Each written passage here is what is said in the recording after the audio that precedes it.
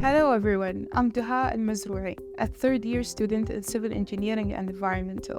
Welcome to the second episode of KU Sustainability Podcast.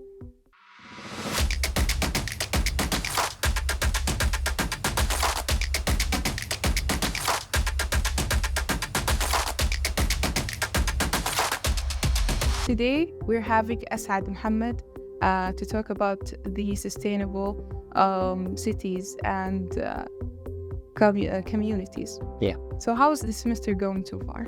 it's really exciting. A lot of sustainability events and competitions. So yeah, it's going well. I'm sorry, I didn't ask you about how you're doing today. I'm doing fine. How are you? I'm doing well too.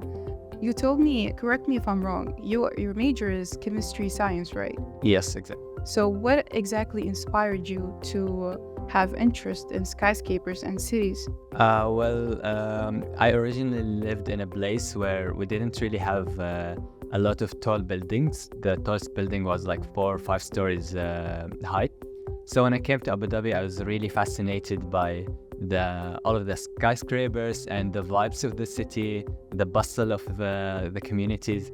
So I started learning about how are these magnificent structures being built and what challenges faces them.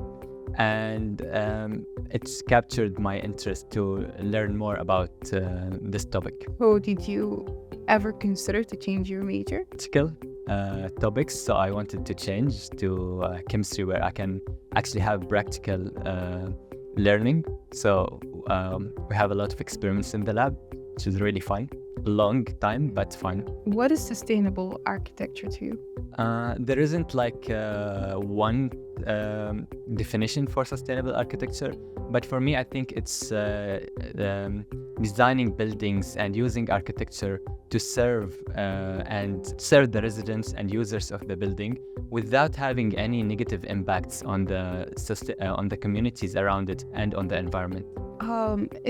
It must be so hard and so challenging to run a sustainable architecture here in a harsh climate. So my question to you is, what is the challenging and the consideration of planning to have eco-friendly structure here or in different region?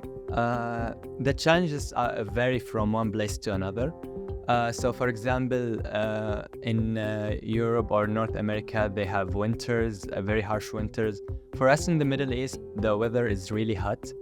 We have dry climate, and this requires our buildings and cities to have optimal shading, ventilation, to keep our houses and our buildings overall cooler. As you mentioned before, in the North America, how can architects address the challenges that they go through because of the climate change there, as being in very cold weather? Meeting the winter challenges, first must, as in the Middle East, we need the insulation from the sun and from the heat.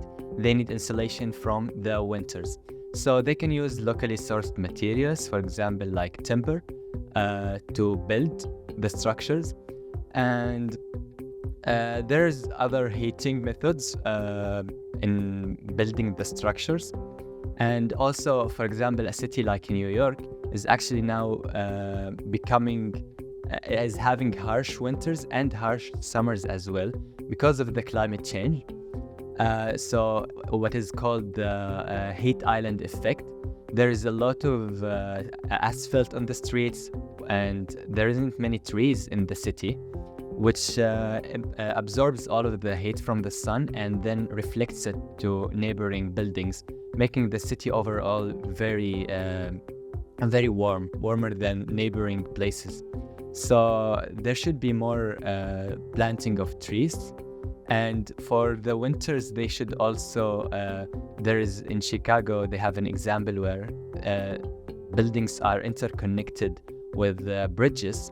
So people don't have to walk in the streets when it's really snowy. So they can go from one place to another using these bridges. It's called Chicago Skyway. Speaking of the traditional buildings, what are the techniques that they are using right now?